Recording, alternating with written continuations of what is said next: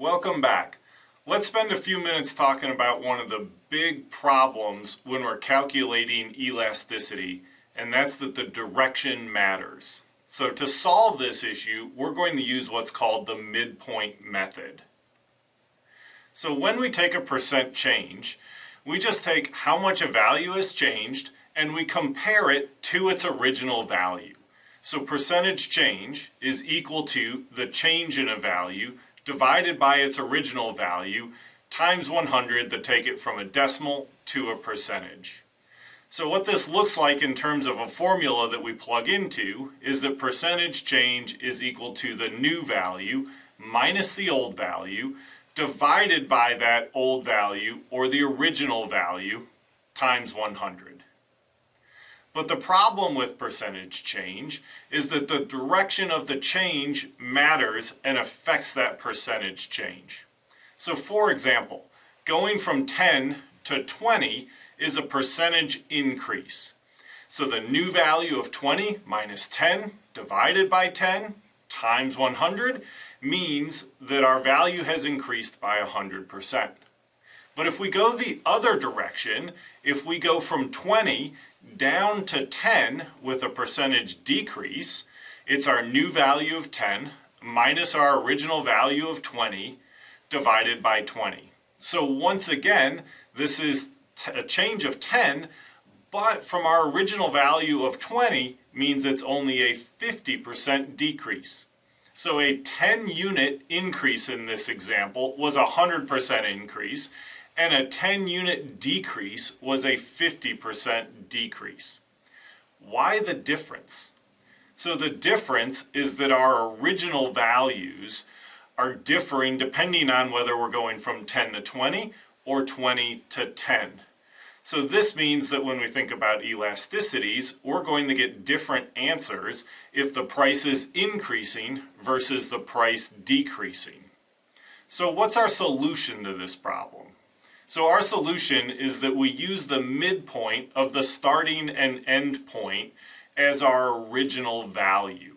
This is referred to as the midpoint method.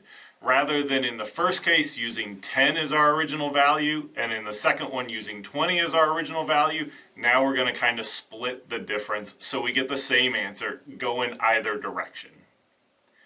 So if we think about what this formula looks like, for the percentage change using this midpoint approach, we take our new value minus our old value and we divide it by the new value plus the old value divided by 2. Just the average of our starting point and our ending point, and multiply by 100 that go from the decimal to the percentage.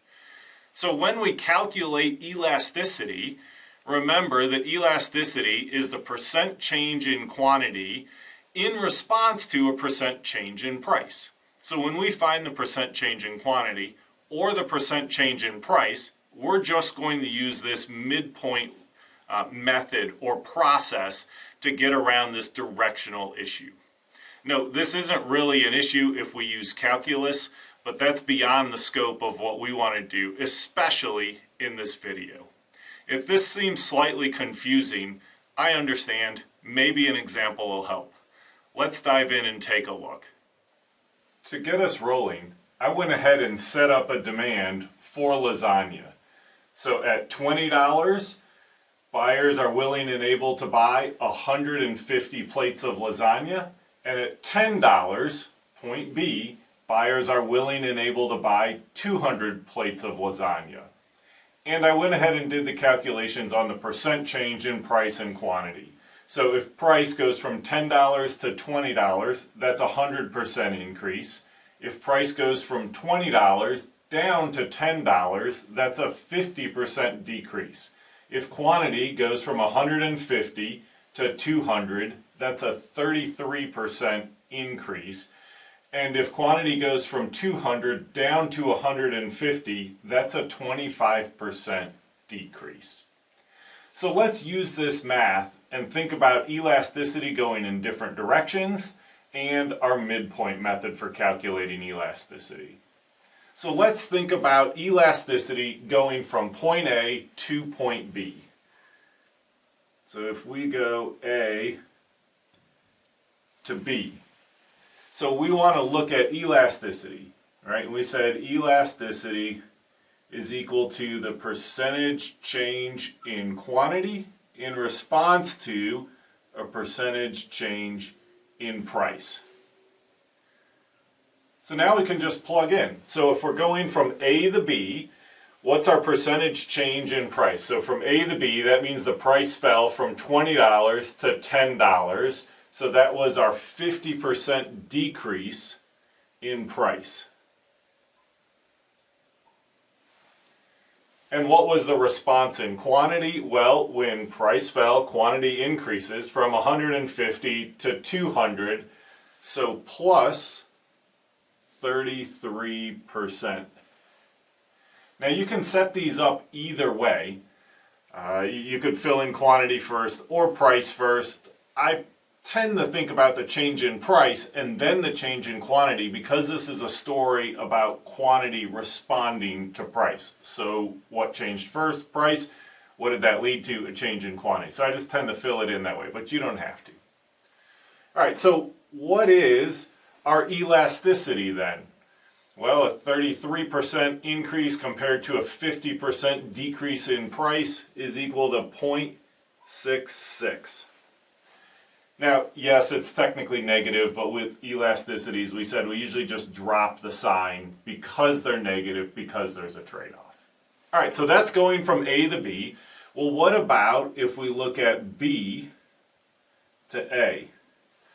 What if a restaurant's considering going the other direction and raising prices?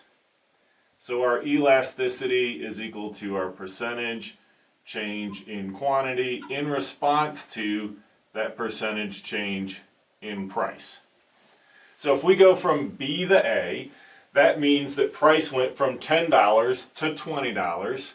So price increased by 100%. And what happened to quantity? It went from 200 down to 150, which we set up earlier.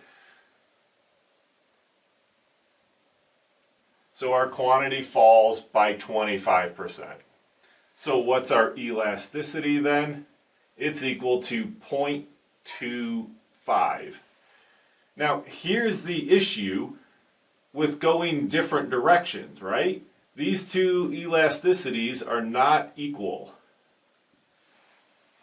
All right, so full disclosure, if you were to use calculus to do this, instead of just 2 points on the line, you wouldn't have such a problem with this. But calculus is beyond the scope of this video and beyond the scope of our intuition around elasticity. So instead, we've got this issue of if price increases, we get one result. If price decreases, we get a different result. So our way to resolve that is to use our midpoint formula. So let's go ahead and work through that and write it out a little bit. So if we use our midpoint method, now remember that elasticity is still equal to the percentage change in quantity in response to a percentage change in price. But this time, we're going to use the midpoint as our reference, as our initial value in the denominator of this percent change. So let's fill in some numbers. So if we're thinking about how has price changed, let's do it first. Right, so price changed by $10. Doesn't matter which direction you go, price changed by $10. But what's that denominator? What's the reference point that we're comparing the change to? Are we comparing it to $10 or the $20? Well, here we're comparing the $10 to the midpoint, or the average of the two, if you want to think about it that way. So it's 10 plus 20 divided by 2. And we need to do the same thing for quantity. So how much did quantity change by? It either went from 150 to 200 or 200 back to 150. So we're talking about a change of 50, and we compare it to the midpoint of those two values. All right, so 150 plus 200 divided by 2. So what do we end up with? We end up with 50 over 175 divided by our percentage change in price of 10 over 15. And if you throw that into your calculator, now we start getting some decimals, and this starts to get a little bit ugly, right? But we get 0.28 divided by 0.67, which is approximately equal to 0.42. You might have a little bit of rounding error in there, but it shouldn't be a whole lot. So does this 0.42 number intuitively make sense to us? Well, it's a little bit larger than the B the A movement, and it's a little bit smaller than the A the B movement. Sounds like a good midpoint to me. Hopefully now you're getting a feel for how can we calculate this such that the numbers are the same either way we go, whether we increase price or decrease price. Use this midpoint method. Thanks, and we'll see you next time.